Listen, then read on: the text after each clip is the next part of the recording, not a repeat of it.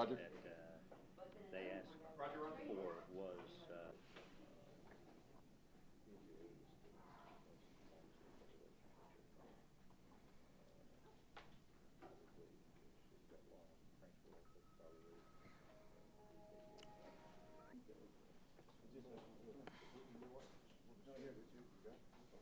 Remind everybody to turn cell phones off.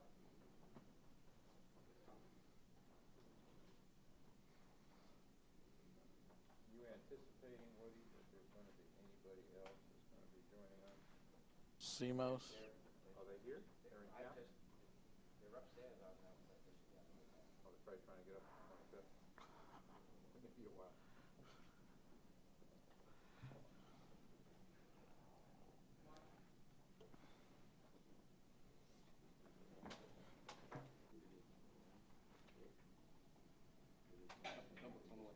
Pardon?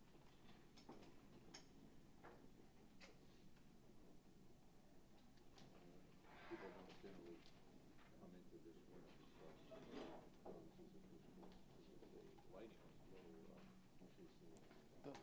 The lighting is down because of the wall. They can't. right. There was no backdrop. Background. Right. It just looked dark, medium, dark. Oh. Because this turn. And besides, you're wearing dark, and it's a good contrast. Okay. Look at it.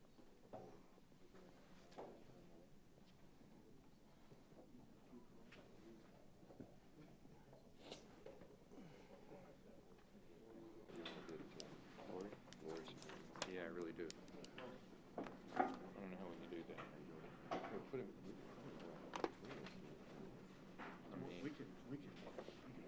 Lori, can we get you over here somehow? Yeah, can we keep you up here? What are we doing on sound? Ready? Let's go. His sound is good, my sound is good? Buddy, were you going to shoot the crowd shot before we start? He already did. I think he got it. There's a few more people sneaking in here. Okay. We're just waiting on SEMO.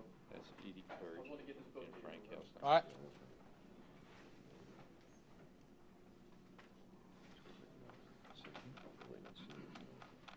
Is Fernando's coming? Fernando is probably coming. Can you throw me one of those pens? Oh, I got one. Never mind. You got it? I have it. That's a good time. Anything else? Nope.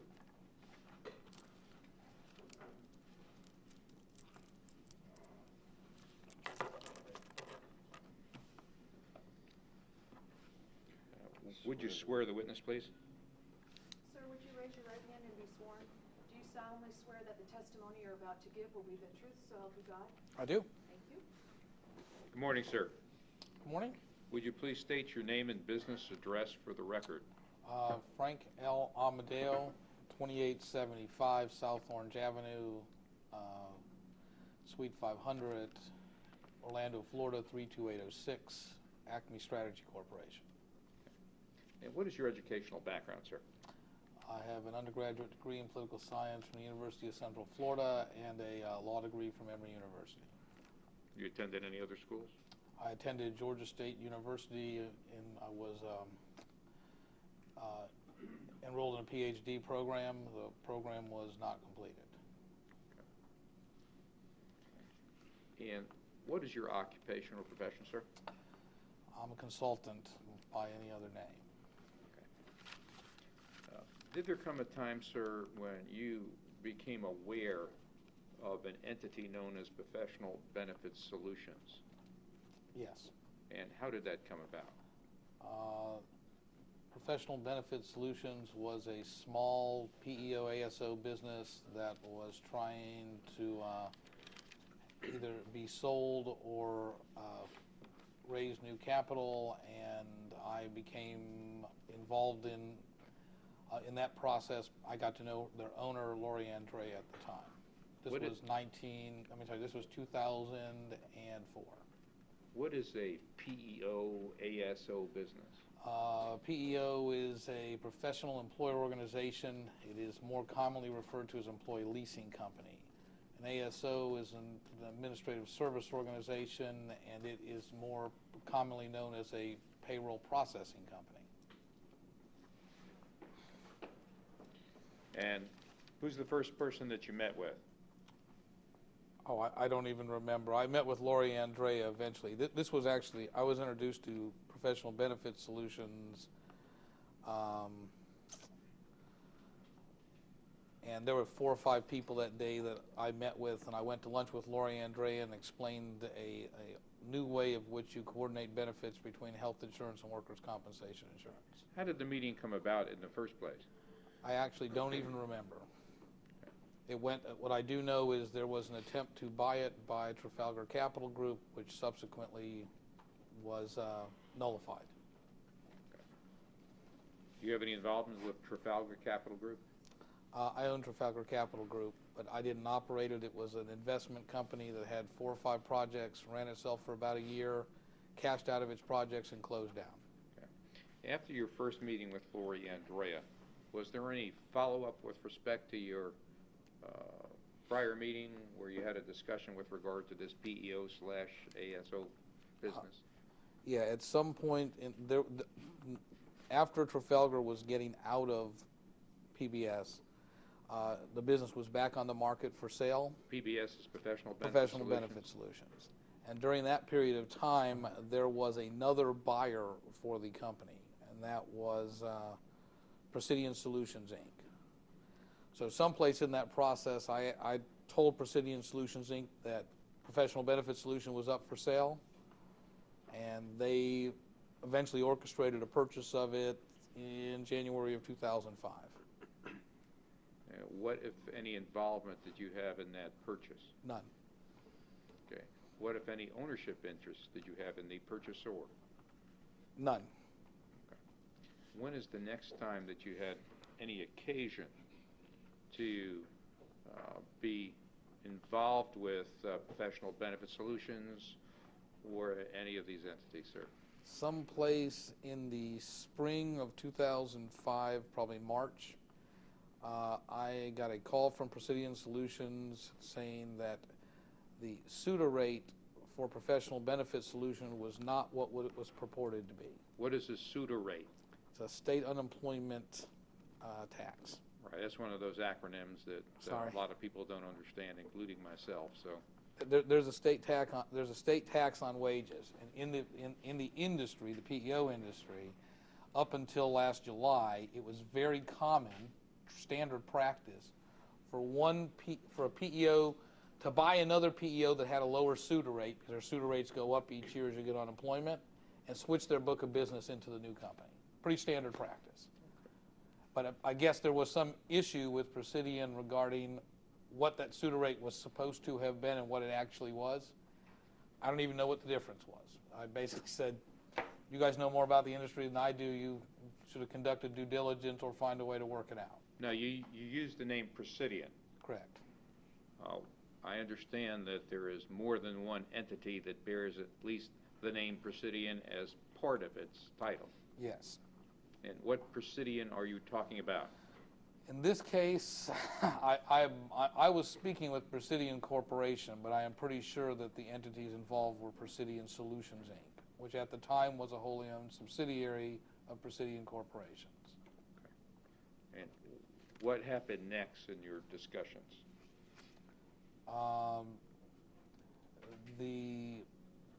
With PBS, I mean with Professional Benefit Solutions? Professional Benefit Solutions.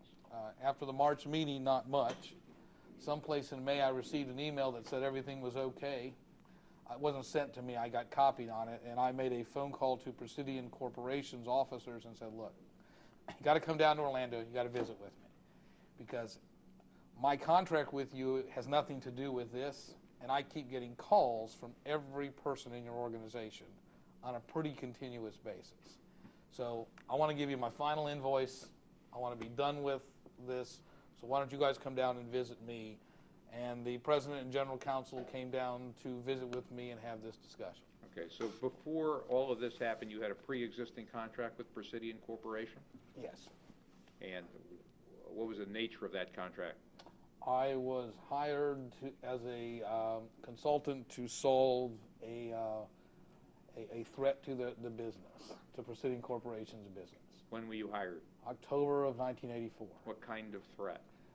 They were a small publicly traded company. They had purchased a series of subsidiaries which are referred to in the aggregate as the Sunshine Companies, or alternatively as Presidian 1 through 5.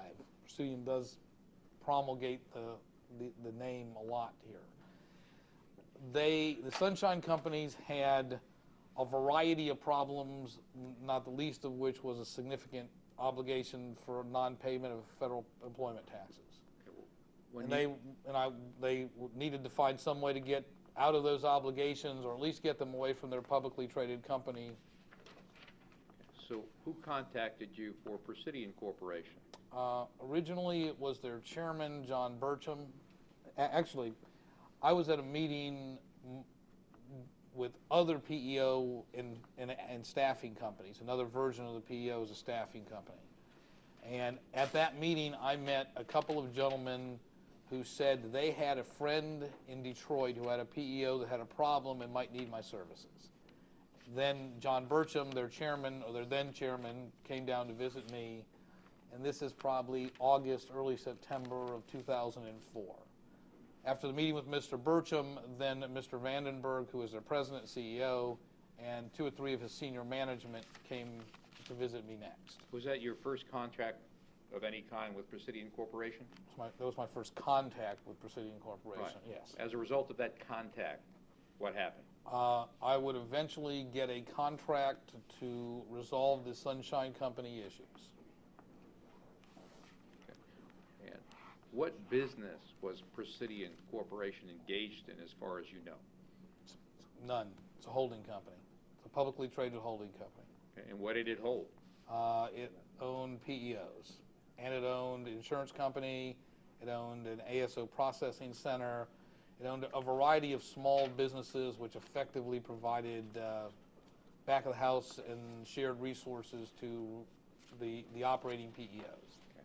So after you had the opportunity to meet with their senior personnel, their chairman, their president, and their general counsel, I believe you said, what happened next? They ran my name through their insurance company in order to do a comprehensive background check on me.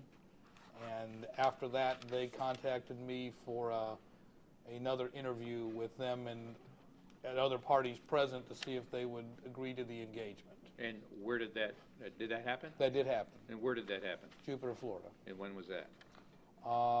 Probably middle of October 2004. Okay.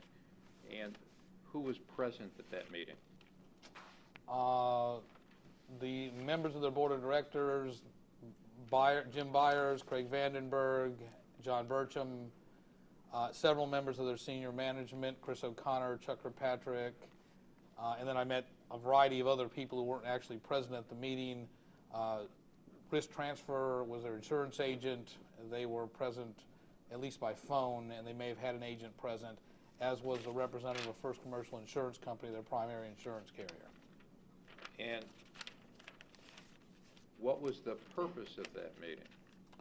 To ensure that there was an understanding of the scope of the engagement and to effectively finalize the contract. Now, had you had any conversations or communication with any of these people with regard to your role in Wellington Capital?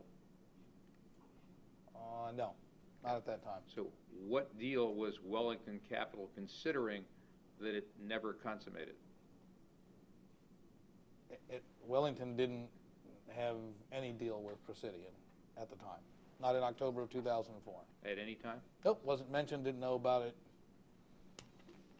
Wasn't relevant. This is a straight-out consulting engagement between me and Presidian, me individually at the time. Okay. What happened as a result of this meeting, if anything? They agreed to the terms of the contract, $900,000 earned upon receipt retainer, and 25% of any obligations that the public company was insulated from. And I formed AQMI Strategy Corporation to be the actual contracting party, and we entered into the contract. And I began to do an investigation of the company to see if the best way it would be to minimize the liabilities the subsidiaries had attached to the parent.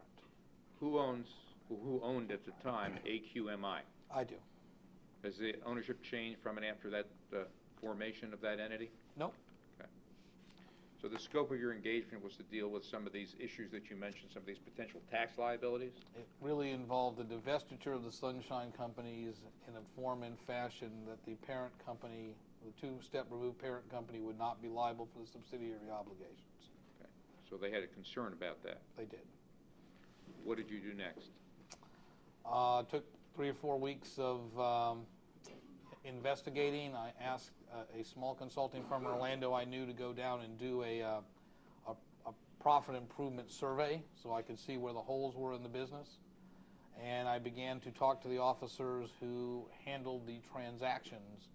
So because there were so many Presidian named companies, I wanted to figure out who actually was responsible for what and who was actually making the payments. Did you have, at that point in time, any idea of the potential liabilities that these wholly owned subsidiaries of Presidian could potentially be responsible for?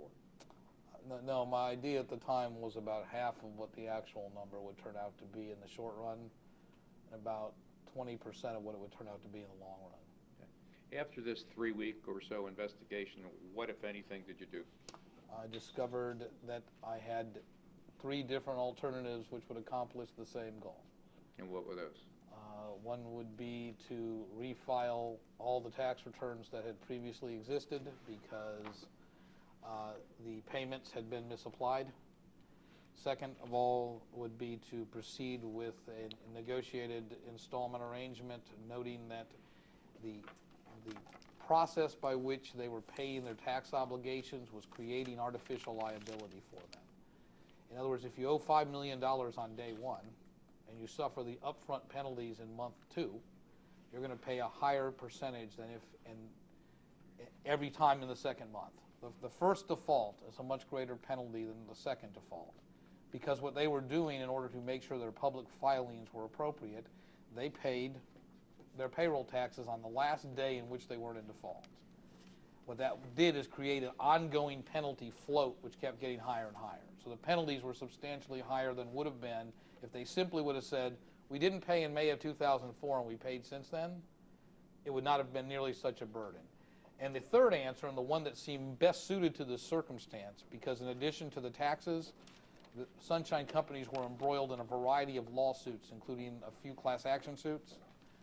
They had no credibility left in the market, was simply to sell the subsidiaries at something that was clearly defined above the fair market value of the companies at the time, and remove them from Presidian Corporation's ownership. Okay, let's go back, if we can, for just a minute. The first thing you said was that you uncovered that there were certain liabilities. Correct. Did you have, at that time, an idea as to what those liabilities were? Yeah, I had some idea. I know better now than then, but I can give you some scope of it. There's about $40 million in secured claims. There's about $40 million in unfunded workers' comp and health claims. And actually, I got to tell you, I didn't know about that until much later, but they existed then.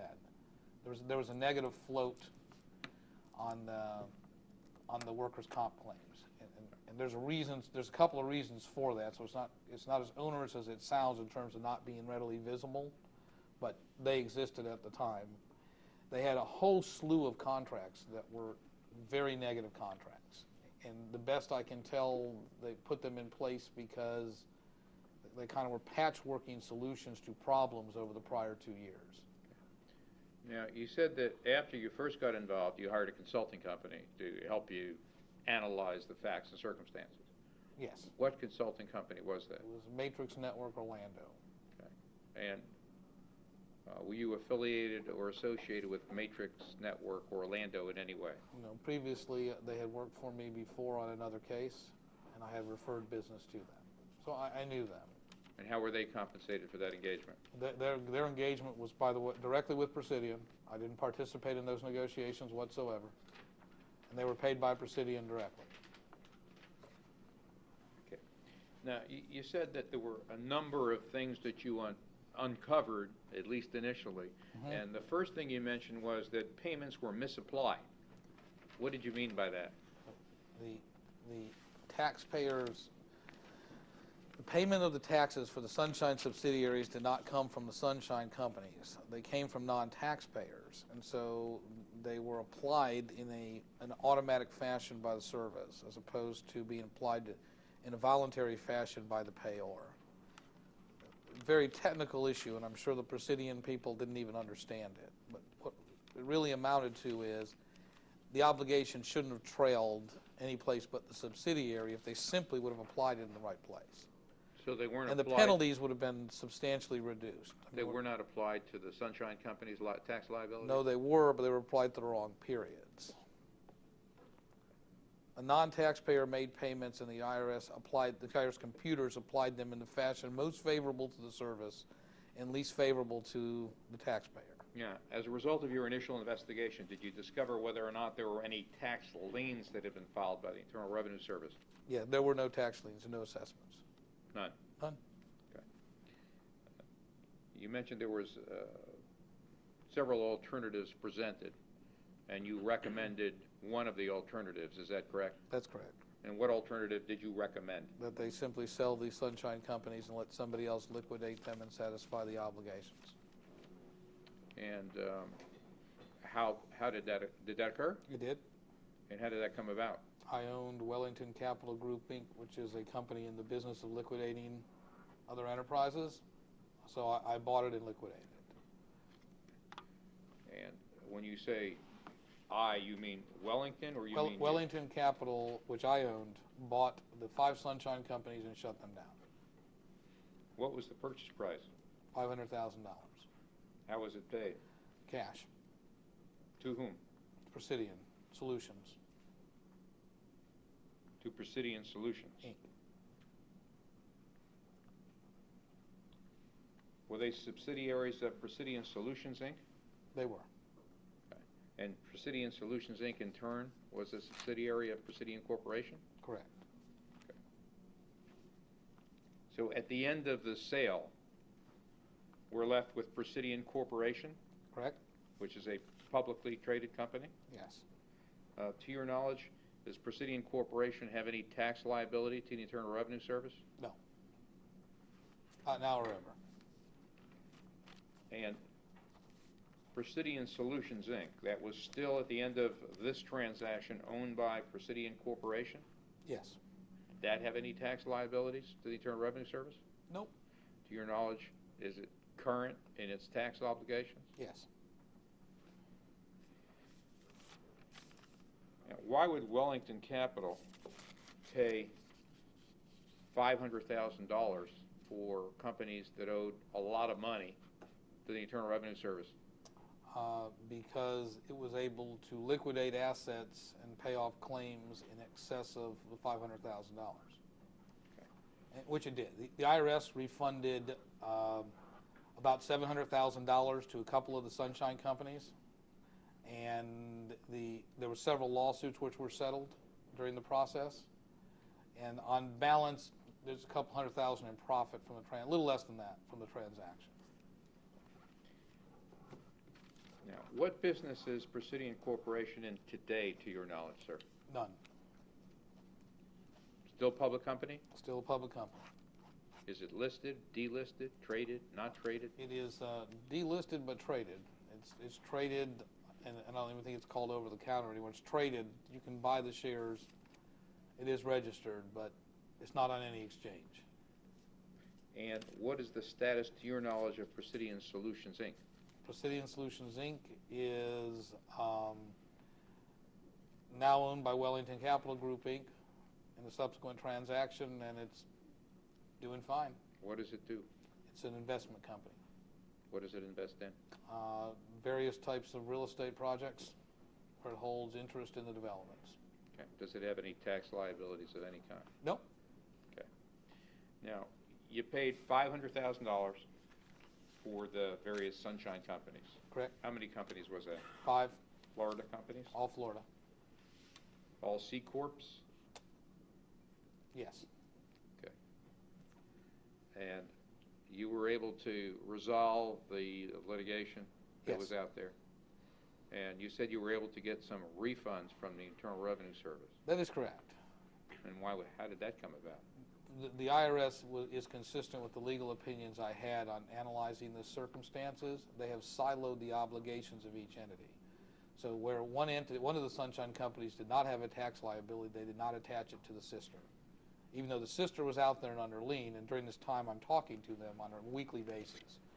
They refunded those companies which had overpaid and left the liability owing from the companies that did not. So when you say siloed, you mean the IRS treated each company, each sunshine company, as a separate and independent entity? Correct. And taxes had been paid or credited to the wrong entity that didn't owe any taxes, and you were able to get that money back? Yes. Some of it was just overpayments in the natural course of business and adjusting out 941s in the industry. So, but in those companies that did not owe the obligation, they refunded even though the sibling had substantial tax obligations due.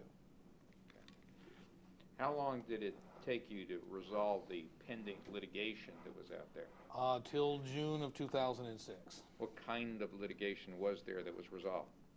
A great deal of it has to do with the sunshine companies having been defrauded by a variety of insurance companies and third-party administrators prior to the Presidian acquisition. In the public record, there's a case called Victoria Friend versus the Sunshine Companies et al. And names a slew of parties. That is one of the examples. Another is the Sunshine Companies versus Epic third-party administrators, which is a Blue Cross Blue Shield subsidiary. Those are two big ones, and then there are a variety of smaller ones, which once the Sunshine Companies were shut down, were reasonably easy to resolve. Okay, and who was involved in the resolution of those cases? Meaning... Were you personally involved in the resolution of those I was, cases? and Wellington Capital was appointed by the court to be the administrator of the claim payments. So at the end of the resolution of those cases, you were still left with the Sunshine Companies and certain tax obligations, is that correct? Correct. Now, you paid $500,000, you got a few $100,000 back from the Internal Revenue Service. Was it a profitable transaction at that point in time? Yeah, so the profit in the case is still a little undetermined because I don't have the final account from this big settlement. But someplace between $100,000 and $200,000 in additional profit to Wellington Capital Group from the liquidation of the Sunshine Companies. And where did that profit go? To Wellington Capital Group's operations. Now, you mentioned that there was a, quote, I think, big settlement, unquote, in favor of, I'm assuming, the Sunshine Company? That is correct. Which Sunshine Company? Sunshine Companies itself, which is the name of the first one, and Sunshine Companies 3. And what was that case about? They had been sold an insurance policy by a company called TRG Fidelity. And they may have been successor companies in order. And a program by Sierra Administration in 1999, I think, or 1998. Again, way before my time. I pick it up at years after the program is closed and they're in litigation. Since that time, I guess there have been, I'm aware of 3 convictions arising from it with total awards to the Sunshine Companies of, there may be some double counting, but something around $10 million. Was taken, embezzled from them, and it's just gone. Was that money paid to the Sunshine Companies? No. Sunshine Companies obtained judgment for $10 million? Judgment or restitution orders. Okay. Some of it's in judgment, some of it's in restitution orders. And how much of that money, if any, has been paid? None.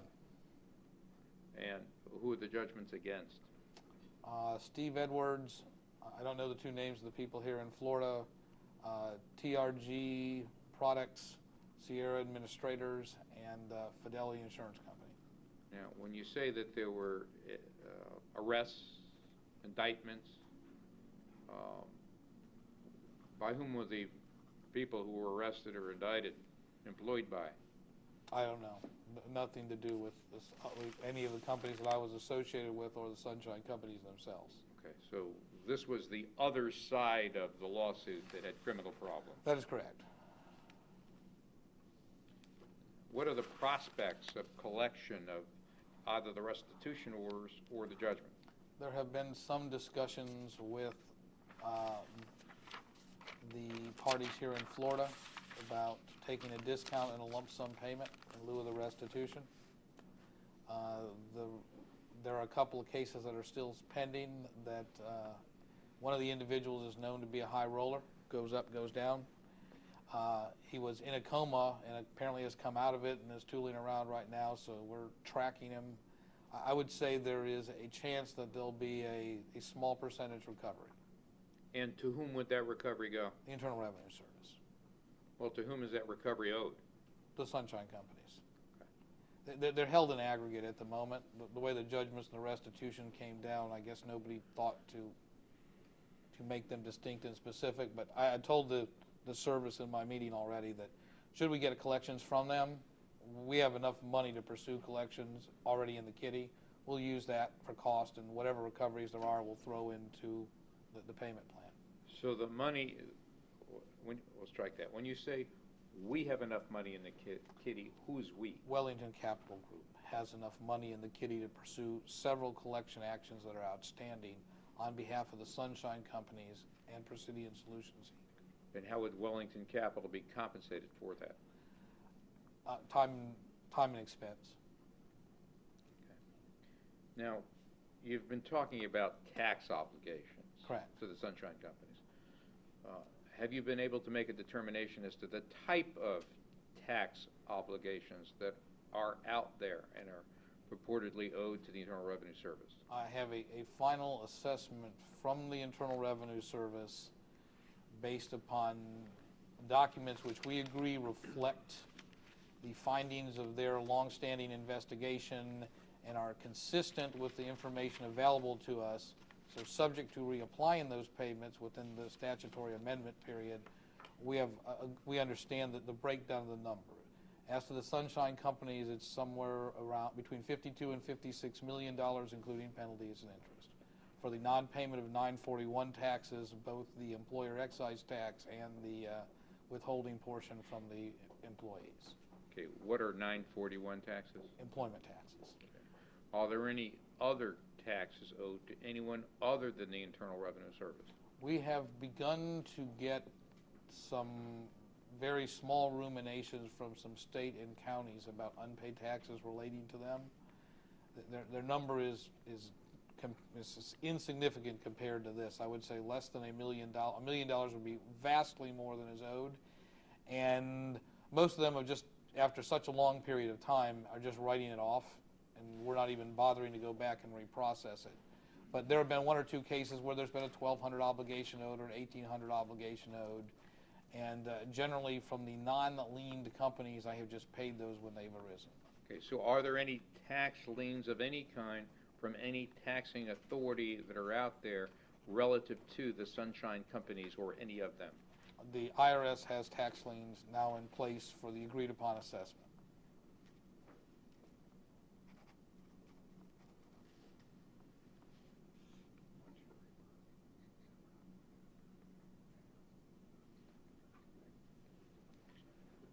And if you were asked or approached by one of these other taxing authorities to pay taxes that they would properly assess, what position would you take? It would depend on the entity of which they arose from. If it's the three that are encumbered by the IRS lien, I'd say you're subordinate and there's no hope of collection. If it's from the other two, it will depend upon the size of the tax and me being able to verify the assessment. Now, if you... But if I did and the money's there, I'd just pay it. Okay. And there is, I mean, it's like $9,000 and $27,000. I mean, there's little bits of money in those accounts right now. Are any of the Sunshine Companies operational? No. Are they in existence? No, they've been dissolved. So they are in wind-up phase under Florida law.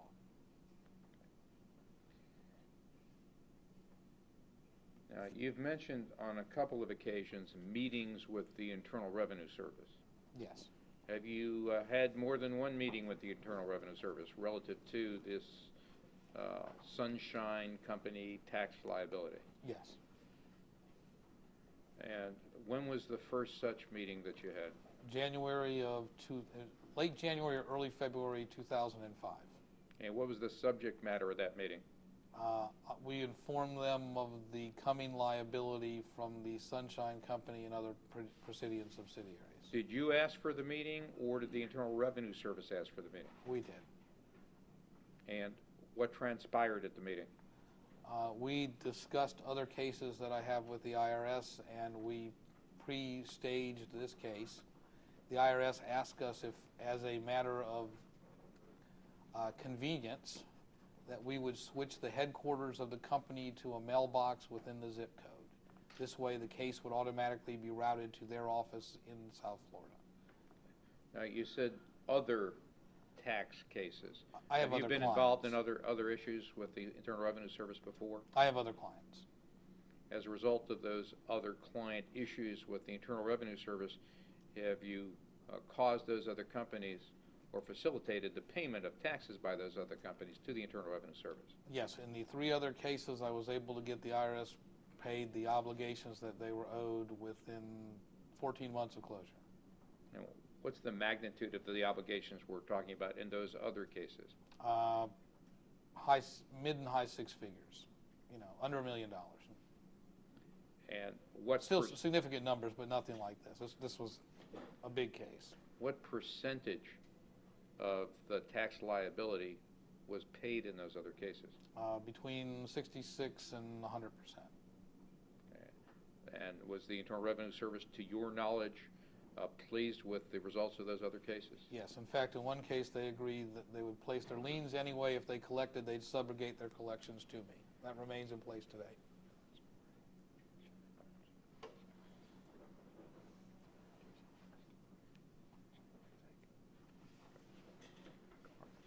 All right, we'd like to take a break. Okay. We're off the record. Amodeo. Any of these transactions that exist fuel. Go back on the record.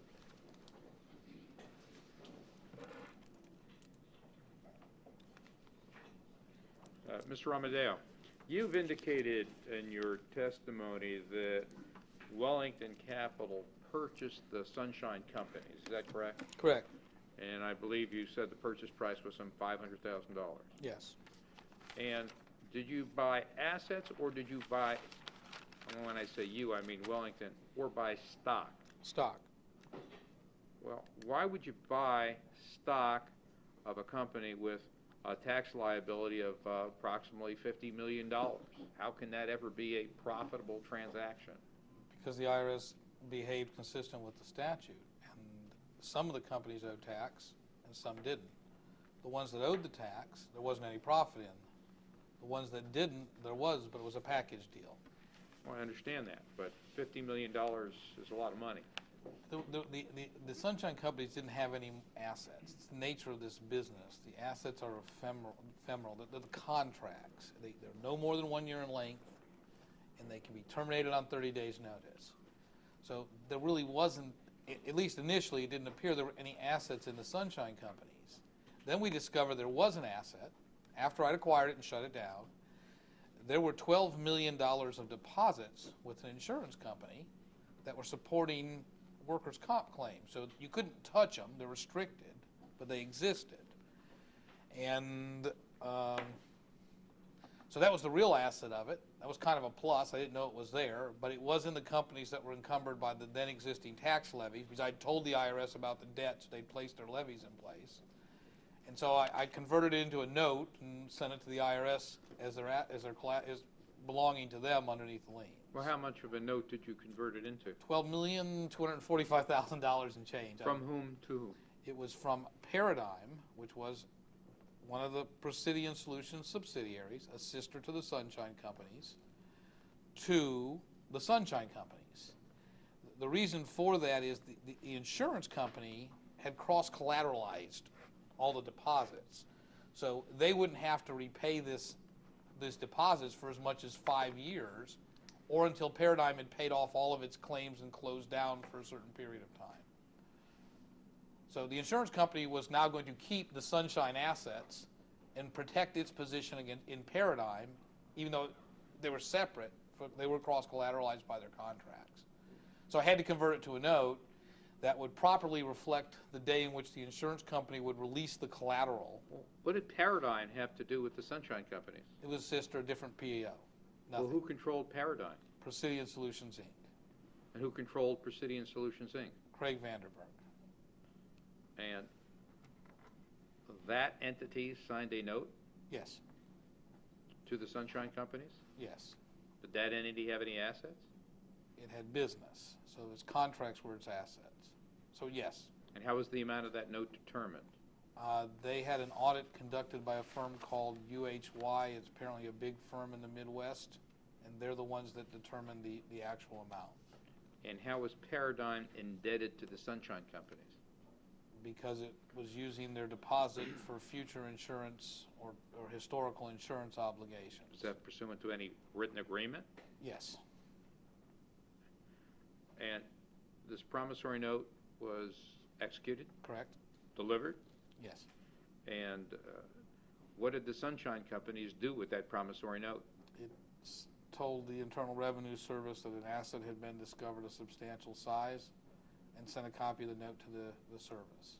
Was the Internal Revenue Service offered that promissory note in partial payment for obligations? Given it, yes. And what did the IRS say in response to the note The collections, being presented to it? they would prefer us to liquidate it if we could, even at a discount, and get some cash, pay them in cash. Collecting a note would be too hard and involve really an ongoing operation.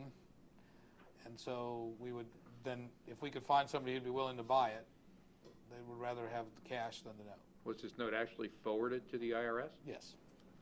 And do you know to which office of the IRS it was forwarded? No. I'm sure I have it in the files, but it was being handled by an accountant at the time who was on the case, so I don't know directly where he sent it. Well, let me put it this way. Was it handled by the collection Yes, team it was for the Sunshine Companies established at the IRS? Yes, And they said, we don't want it. correct. So what happened to the note? I had started a related company. I had started a company called Mirabolous Ventures, Inc., which originally was holding what we had hoped would be a profitable stock option on Presidian Corporation, and subsequently has not been executed because there's no value to it, and sold it to them for 10 cents on the dollar and asked them to pay the IRS directly, and they did. So how much was the note purchased for by Mirabolous Ventures, Inc.? $1,200,000 and some thousand. And was that paid in cash? It was paid in 3 installments. There And- wasn't enough cash to pay it right then, so they paid it in 3 installments. And to whom did that money get paid? To the IRS collection unit in Hallandale, Florida. And to what account was it applied, to your knowledge, by the Internal Revenue Service? To the Sunshine Companies. The IRS didn't want the $12 million note. No.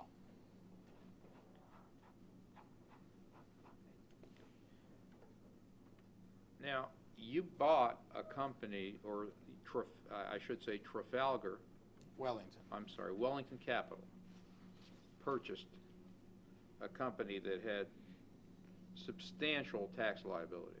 Yes.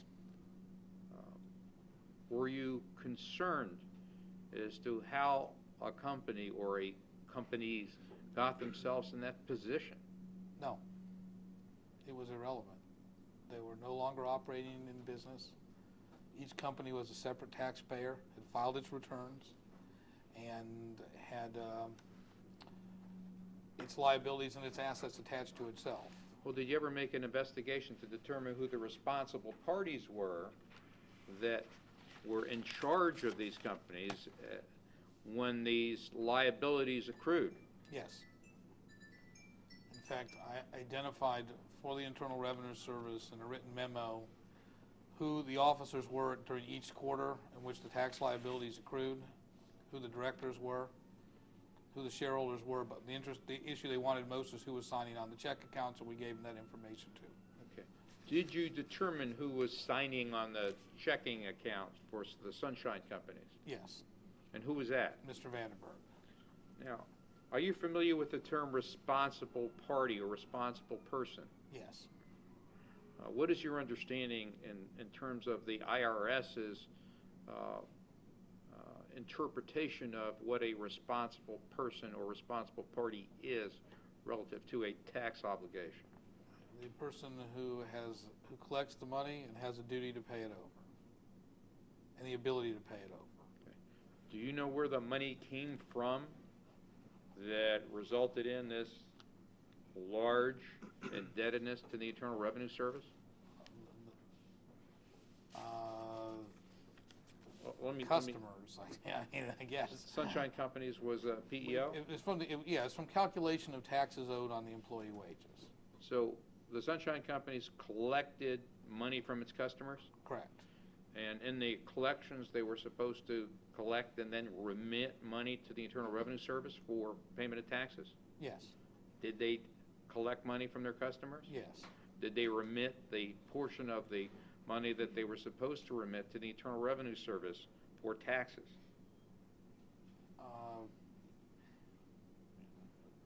No, because that's why there's an obligation. But yes, they remitted money to the IRS. The IRS was the number one vendor.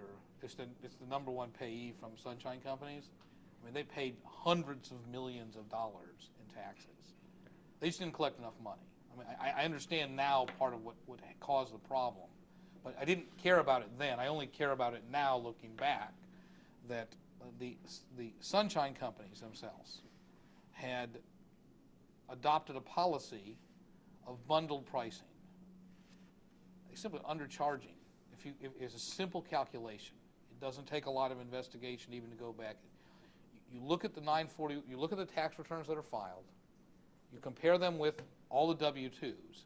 By the way, the U.S. Attorney's Office in Michigan conducted a criminal investigation of the Sunshine Companies and Presidians for 2 years prior to my involvement, right up through the beginning of my contract, before they issued a letter delivered to me as part of this saying they found no criminal conduct on the part of any of these individuals. One of the individuals is under investigation for something different, and I had to buy him out so they would close this criminal investigation. That was John Burcham. But well, just a moment. But more importantly, here's what you do: you take the 941s, you compare them to the W-2s, which the U.S. Attorney's Office did. You make sure they match up. Then you go look at the amount of money that was collected, and what you discover, they weren't collecting enough money to pay their bills. So, you don't pay something. A lot of times it's insurance. Sometimes it's payables. And sometimes it's taxes. Let's go back to what you just said just a minute ago. There was a criminal investigation of the Sunshine Companies? And Presidian, yes. And Presidian Corporation? Solutions. Was Presidian Corporation, as the owner of these subsidiaries, responsible for the payment of these 941 taxes? No, they are not. Did you make an investigation to determine whether or not that's the law? There have been 3 sets of lawyers who have rendered opinions on that matter. 2 firms hired by Presidian directly, 1 hired by me. And it seems to be completely consistent with the IRS's practice of siloing the refunds.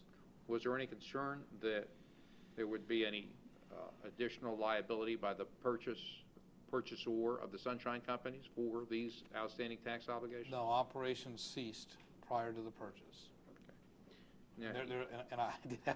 I actually got to read a Supreme Court case on that issue to make very clear that there's no successor liability where there is no new revenues.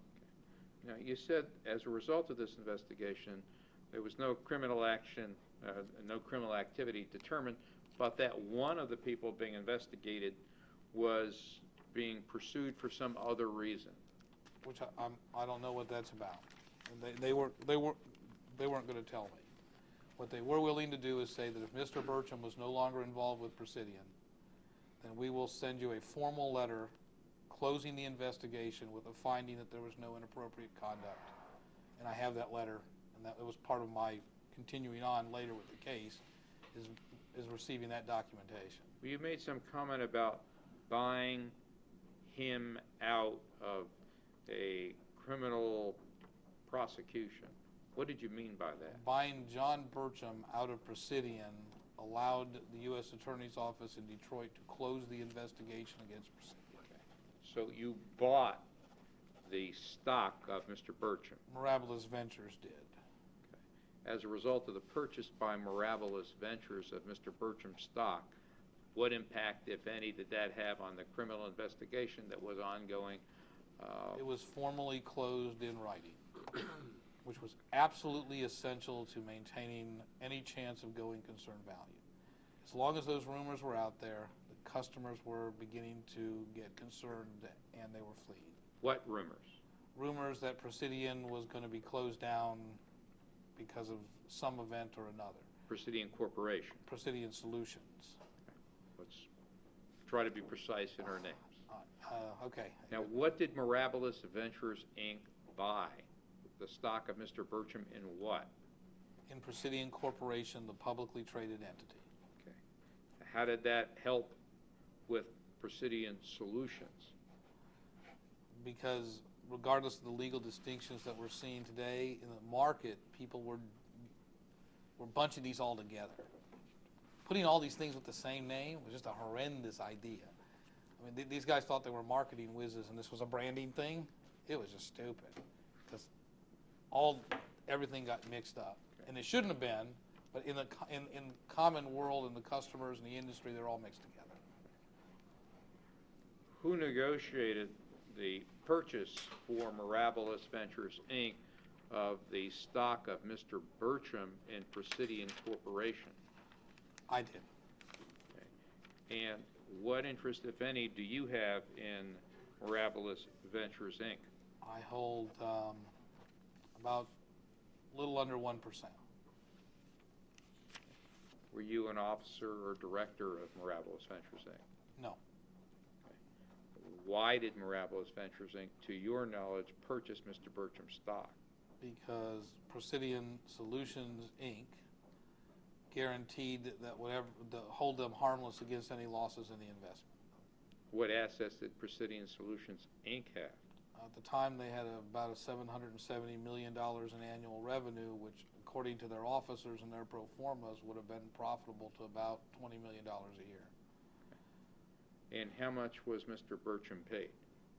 $2 million. It was like $60,000 a month, and then there was a downstroke. And I don't remember all the numbers, because although I was part of it, I was trying to keep a little bit of distance. And then there was a problem because I guess Mr. Burcham didn't quite tell the truth about something else, and it had to be reworked into a slightly different note. But I'd say $2.7, $2.8 million. Has he been paid? He's been paid what's due to date, as far as I know. So he is still receiving monthly Ongoing payment? monthly installments, that's correct. And they are current? They are current. And in exchange for the note and the down payment and the monthly payments, Mr. Burcham transferred all of his right, title, and interest into the stock of Presidian Corporation to Mirabilis Ventures, Inc.? Correct. Okay.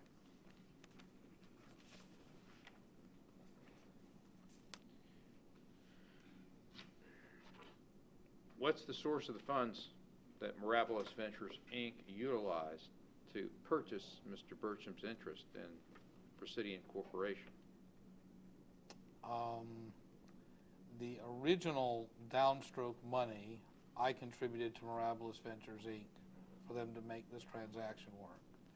The rest just came for their general operating expenses. So I think it was like $400,000 or $500,000 up front. And there's some, the reason I don't have an exact number is because Presidian Solutions and corporations had to negotiate this big mass global settlement with John Burcham. And some of that money came from them in that settlement. Get out of an employment contract, and he had borrowed some money. I wasn't party to any of it. I really don't know what took place. I do know that eventually they got him to agree to a settlement, and he took the money from Mirabilis. Now, why did, now you say you contributed. Does that mean that you invested, that you loaned? I just invested the money into Mirabilis. I basically loaned it to it at the time. Mirabilis Ventures is something I created to test a theory I wrote. I can go to a whole different discussion of that. And the way it worked is I put up some capital, a lot of which I got out of these fees, and I got a bunch of very skilled professionals to come in who could handle operations. That was the Mirabilis vision by this time. And the other thing Mirabilis was holding was a stock option on 25% of Presidian, but once it was discovered that there really wasn't any value there, that the market says it's worth 12 cents, 14 cents a share, but it's really not because nobody will buy it. It just evaporated. I mean, Well, if it had no value, why did Mirabilis pay a couple $1 million for it? because Presidian Solution guaranteed to hold them harmless. That's the only reason I was even in those negotiations, actually. I was on the phone with Mr. Vandenberg, and he said, if you don't get John Burcham out of this company, First Commercial Insurance is going to cancel our insurance policy on December 31st. I know that's true. I spoke with Louise, the president of First Commercial, myself, and he said, we don't want John Burcham in this company anymore. We're not going to insure it. Well, what is it that Mirabilis was being held harmless from? Whatever money it had to pay in purchasing the stock, the $2.7 million. Well, hold harmless from claims, from what? From loss, if it lost money on the purchase of the shares. At what point in time? Was there a measuring stick? Was there a time frame? No, there wasn't. The first part of this was a verbal discussion on the phone when Mirabilis wanted to walk away from the table with John Burcham in Fort Lauderdale because they were just fed up with him. And Craig called me. I went on the phone. I talked to him. He said, go back and tell them we'll hold them harmless. And Mirabilis had a security interest. It had a security interest in Presidian Corporation and Solutions, and it downstreamed to all the subsidiaries. So it would attach to the note in the security interest regardless. So Mirabilis could enforce it, but that's why there probably wasn't a specific date put. Let me see if I can understand this. Mirabilis was guaranteed that its purchase price that it paid for stock it bought from Mr. Burcham would ultimately be valued at least what Mirabilis paid for the stock? Yeah, I guess more correctly, Presidian Solution agreed to buy the stock from Mirabilis if Mirabilis wanted to sell it to it, at least its original basis. Is there a writing that documents that? I'm sure there is because Mirabilis is pretty conscientious about the stuff, but it would have been a follow-up from my phone call to Craig since I intermediated it. There's undoubtedly a letter someplace. I have to ask Mirabilis about that, which I can do. I can get a copy of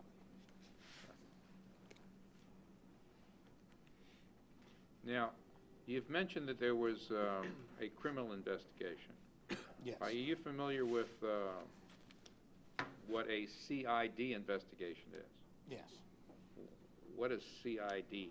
Criminal Investigation Division of the Internal Revenue Service. Were there any ongoing CID investigations, to your knowledge, of any of the taxpayers relative to this large, outstanding, unpaid tax obligation? No, they had all been stopped at the time of Wellington's acquisition.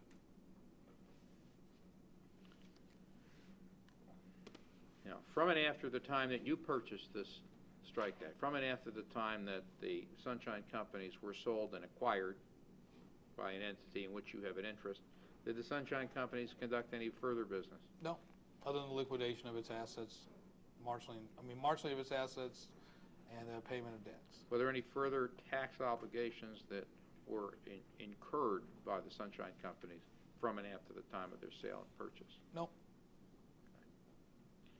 Do you now know the total amount claimed to be outstanding by the Internal Revenue Service relative to all the Sunshine Companies? $56 million.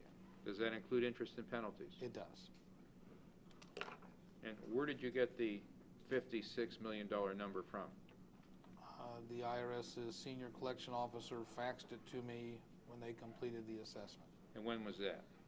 January or February of 2006. January 22nd, 2006, I believe. To your knowledge, who is responsible for the payment of that $56 million? The taxpayers are Sunshine Companies 1 and 3, and 4 actually has some small portion of the liability. Are there any individuals, responsible parties, who would also be liable for that $56 million? That's a question for the IRS. To date, they have assessed Mr. Burcham and Mr. Vandenberg for approximately $2.3 million, which application of the payments they've received in the ordinary course, I believe, has extinguished that liability, and there's no individual assessments. The only individual assessments you're aware of are against Mr. Burcham and Mr. Vanderberg? That is correct. And is that $2.3 million each, or the same $2.3 I think million? it's the same $2.3 million. And did they pay any money? No, but as I liquidated the obligations, the IRS has applied them pretty much to those taxes due.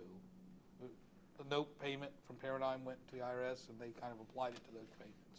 So the payments that were made that were occasioned by your actions through your companies extinguished, to your knowledge, the assessment made by the IRS against Mr. Burcham, Mr. Vanderberg? I can't, I believe so, but I don't know exactly how they applied them or how much. But as far as, but there have been no additional assessments and no additional action taken that I'm aware of. Who allowed this large tax liability to occur? Vandenberg.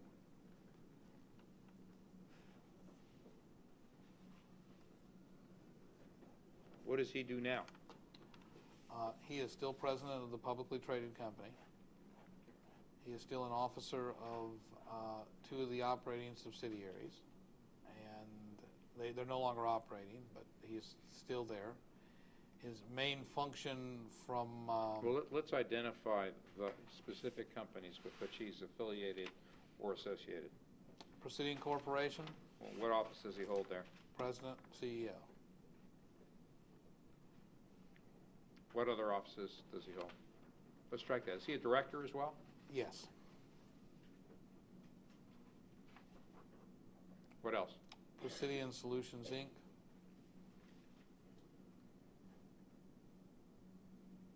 And what does he hold there? What offices? The same, I believe. He's the president, he's the CEO, and he is a director? Correct. Any other entities? Paradigm, Inc. and Professional Benefit Solutions. Same offices and directorships? Yes. Are the entities Presidian Solutions, Inc., Paradigm, Inc., and Professional Benefits, Inc., subsidiaries of Presidian Corporation? No. Okay. Are any of them subsidiaries of Presidian Corporation? No. How, if at all, are they related?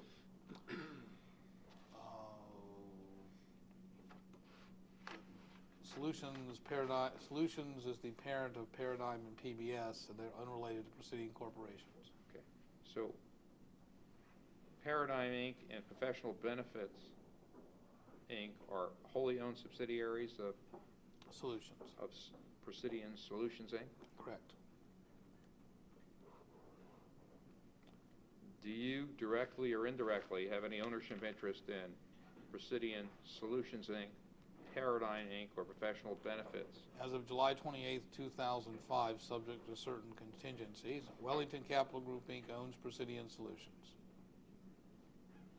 What contingencies? It had to do with obtaining new insurance. It had to do with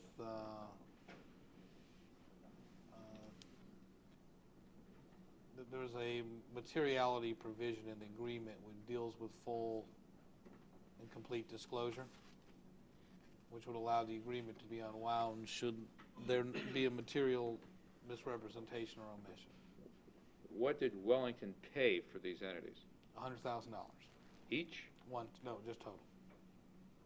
And what did it purchase? Did it purchase assets or did it purchase stock? Stock. Did any of those three entities have any tax liabilities to the Internal Revenue Service? When they were purchased or currently? Well, let's start with when they were purchased. Professional Benefit Solutions did. What did it owe? At the time, it was unknown, but I now am aware that there's probably $16 to $24 million. And again, it depends on how the penalties are applied to the difference in that range. Okay, and on whose watch, so to speak, did that liability accrue? Mr. Vandenberg's. Has there been an assessment by the Internal Revenue Service relative to professional benefits? A total assessment of $94 million on Professional Benefit Solution. When was that assessment made? We delivered the tax returns to them, I believe, the first week of July, and they assessed them a couple of weeks after that. We being Acme Strategy Corporation. So there's $94 million owed to the Internal Revenue Service by professional benefits, is that right? That's the assessment, that's correct. That's the assessment. And there's There's some disputes as to the numbers, both upwards and downwards, depending on a whole bunch of issues, but it's in that range. and there's $56 million owed by the Sunshine Companies? Correct.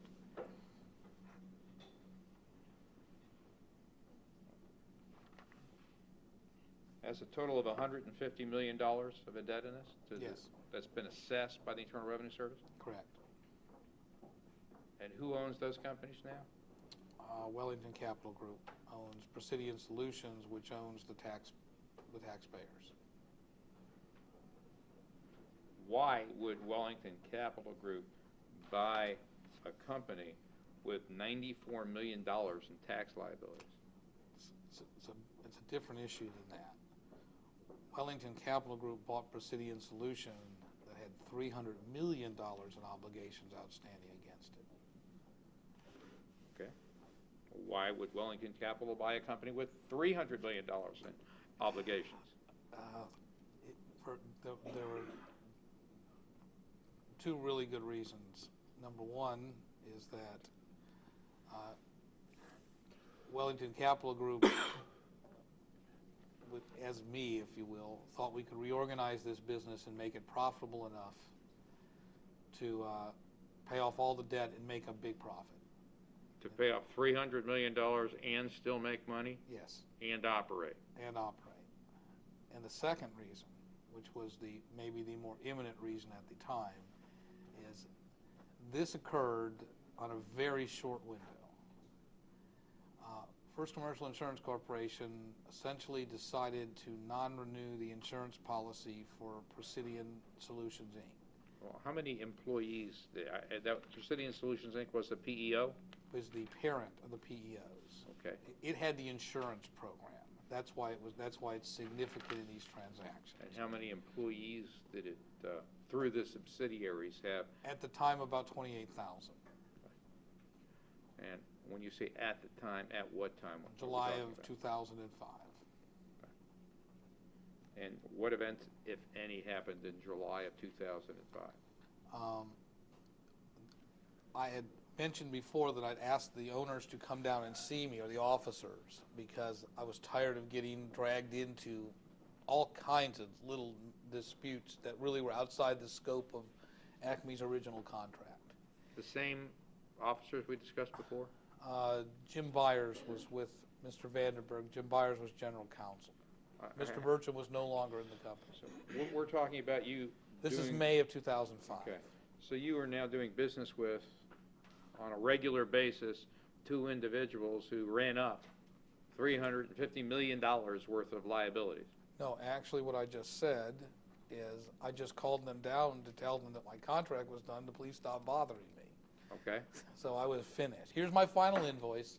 You owe me $14,247,000.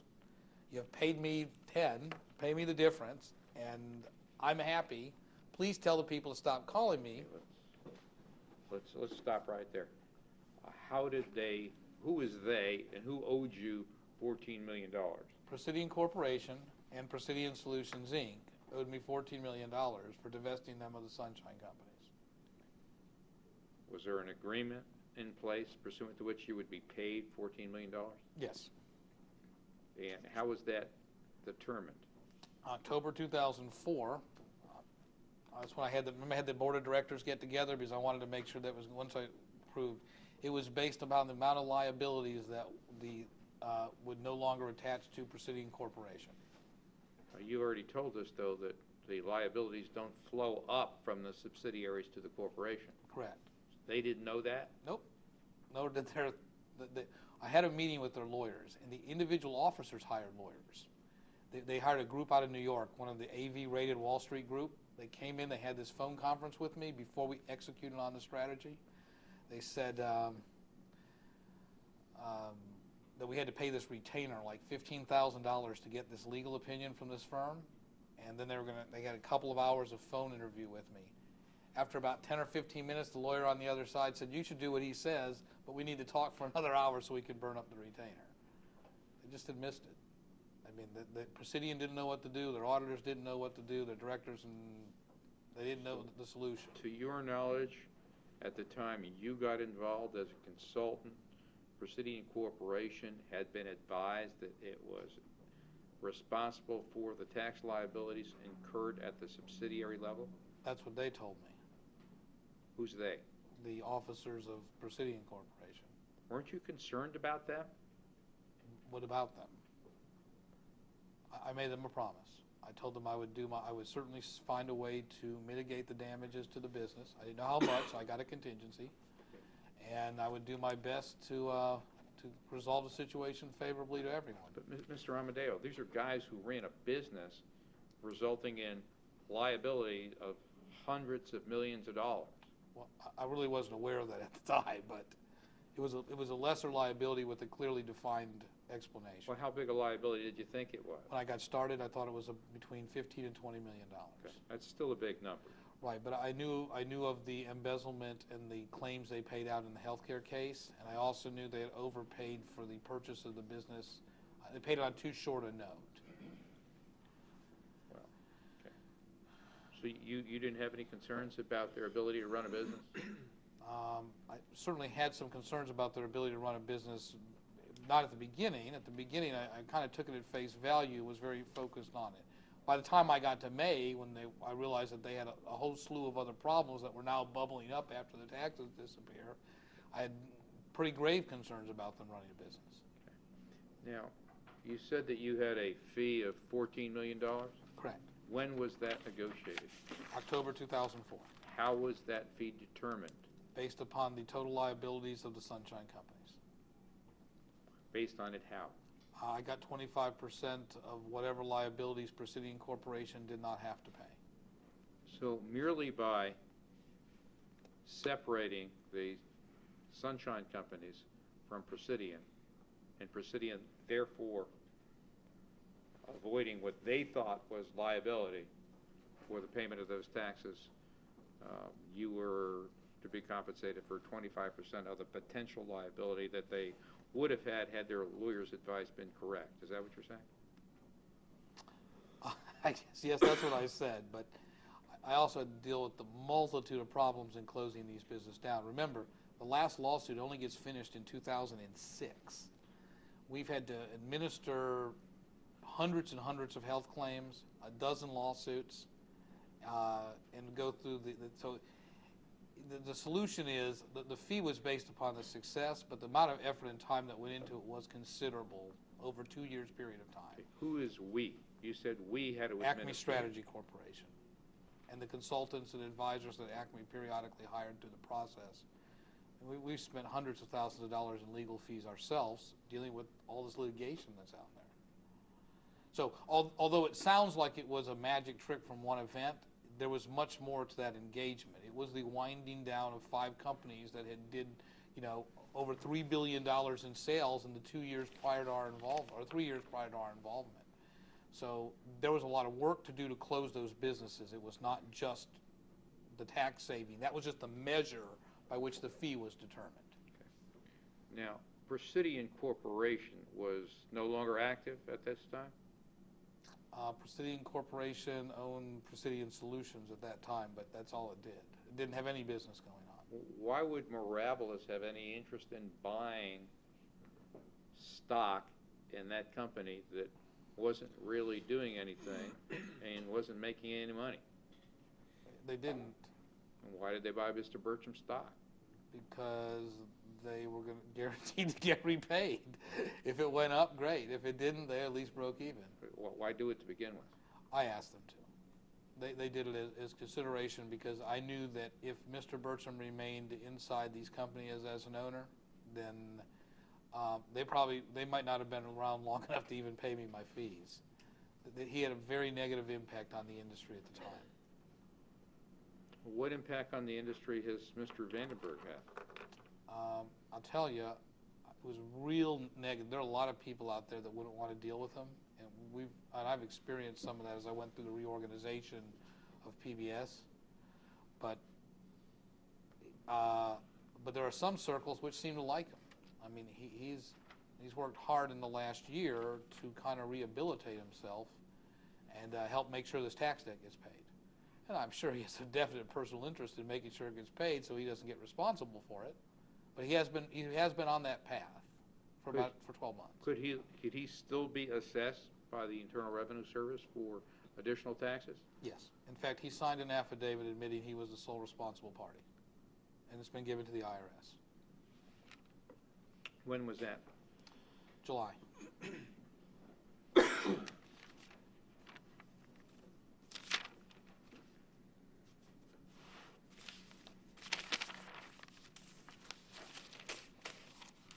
And we have two different sets of tax liabilities that we were talking about. Correct. One is the Sunshine Companies, and one is Professional Benefit Solutions. Is that correct? That is correct.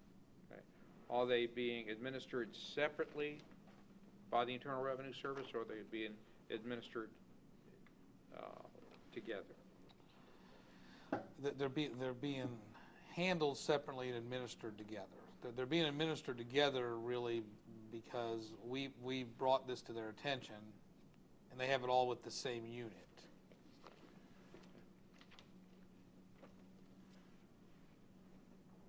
Now, do you personally have any ownership interest in the Sunshine Companies? Wellington Capital Group owns Sunshine. Does Frank Amodeo have any personal interest? No. Did Frank Amodeo ever have use or have a power of attorney relative to bank accounts of the Sunshine Companies? After I owned them, I probably had the authority to do whatever I needed to at the Sunshine Company. So after January of 2005, the Sunshine Company bank accounts were effectively my bank accounts. Prior to then, no, I had no interest or no ability to manage or control them. Well, when you say you acquired them, did you When personally? Wellington Capital Group acquired them, then I had the ability, I could simply have made myself a signer if I needed to. I didn't, but I could have. Did you ever hold a power of attorney over any of those accounts? Not that I'm aware of. There was a general power of attorney issued by Presidian Corporation at one point in time, and recently I have been informed that that covered a lot more bank accounts in the exhibit than I knew. But I don't recall it. I'm pretty good about initialing every page of everything I signed, so I can believe they were listed on there. But by then, they were Wellington Capital Group companies anyway, so if I wanted to sign on them, I could have. Did you ever use the power of attorney that you had in Presidian? No. Never exercised it at any time, in any Nope. way? No. Do you own any portion of Presidian Corporation? Mirabilis distributed the shares it got from John Burcham when it wrote them off, realizing they were worthless, to the guys that worked on the project, as a result of which I have 3 million shares of Presidian Corporation stock. But they're not worthless. Didn't you tell us that you had some indemnification that made them valuable? The indemnification ran to Mirabilis, not to the individual shares of stock. Remember, the indemnification wasn't to the shareholders themselves. So Mirabilis holds an indemnification. Correct. Has it exercised its rights under that indemnification agreement? Yes. How? What did it do? It asked for payment once the lawsuit with John Burcham was discovered to be fraudulent. There were some misrepresentations on Mr. Burcham's part. Mirabilis sues Mr. Burcham and goes to Presidian and says, look, this is your fault. You knew this guy. We didn't. We did this because you said you'd pay us. Please pay us. And Presidian did. They had to. It was a secured debt. It really was Which no choice. Presidian? Presidian Solutions, Inc. Paid Mirabilis. Right. What did it pay Mirabilis? $2,700,000 or some dollars. Whatever it was just the purchase price. So Mirabilis was reimbursed the purchase price that it was obligated to pay to Mr. Burcham. Correct. For his shares. That is correct. And which it is still paying for his shares. Which it is still paying for the shares. And then in turn, Mirabilis, with the shares which are worth little or nothing, according to your testimony. According to the market value, yes. Distributed them to a variety of individuals. which I got $3 million. Have you ever been an officer, director, or shareholder of Presidian Corporation? No, other than the 3 million shares I was given. Other than that? No. Now, you said that of these $150 million in tax liability, that they're being administered together by the Internal Revenue Service, but treated separately. Yes. Does that mean the same team at the IRS is dealing with both obligations? Correct. Where is that team located? Miami. Hallandale, actually. I'm sorry, maybe it's Plantation. The Miami area. Okay. You're not a South Florida guy. I am not a South Florida guy. I believe it's in Plantation, Florida. Plantation, Florida sounds close. Okay. And have you had any conversations or discussions with the Internal Revenue Service about this $150 million of indebtedness, either with respect to one company or the other, separately or together? Yes. Have these been joint discussions then as to how to liquidate the entire indebtedness, or have these been separate discussions relative to each company? They've been joint discussions. Okay. And who participated? We'll strike that. Face-to-face or on the phone? Both. Okay. Several face-to-face meeting with agents, and then I met with the O team down there. And in this part, I'm going to defer for a second out of courtesy to them. What took place at that meeting, they had counsel present and I didn't. But my impression of it was they expected that was probably confidential still, and that was in August. And so some parts of it I don't mind, but I don't want to. They told me things that no overwhelming implications, but positioning stuff that probably aren't relevant today, because I want to respect my promise to them that I would keep it confidential. Okay, we don't want you to breach any confidentiality agreements express or implied with the Internal Revenue Service. But there were face-to-face meetings. The last time was with the full team and their counsel, because we were looking at specific. One of the issues they have is there's an obligation from one of the sunshine companies that was closed out and written off by them. And so one of the things we talked about then, which I don't think there's any issue with, is that they should reactivate it, because if the global resolution comes in, it's like $1,400,000 that they now believe is owed. And if that is owed, then it can be added into the global resolution. Have there been any agreements made with the Internal Revenue Service relative to this $150 million worth of indebtedness? No, there is a process in place currently, which has been in place for about 11 weeks. And this is a certainty issue. This is a good faith issue, I think. So we've provided all the documents. They've been providing us all the reports that we've been asking for, and we've been watching the steady stream of payments that they've been getting, which are significant numbers coming off the rehabilitated assets. And sometime in September, we're going to have another meeting to talk about how to make this a formal resolution and how to aggregate the liability of all 5 of the entities and PBS, because there's silos created the opportunity for Wellington to make some money, but make a global resolution a little difficult. Okay, let's sort of stop and put that in English, okay? Okay. Because you said a lot of things, and they're a little difficult for me to follow. You talked about a rehabilitated company. Rehabilitated assets. Okay. Well, what did you mean by that term? That the contracts which PBS held, a significant portion with had previously been held by the Sunshine Companies, have been made more valuable by the work of Acme Strategy Corporation and several Mirabilis affiliates, so that these assets, which previously have not been profitable, they didn't generate enough money to pay their obligations, are now profitable and becoming increasingly more profitable and accordingly more valuable. Okay. Why don't we take a break, and then we'll go into that after the break. Okay.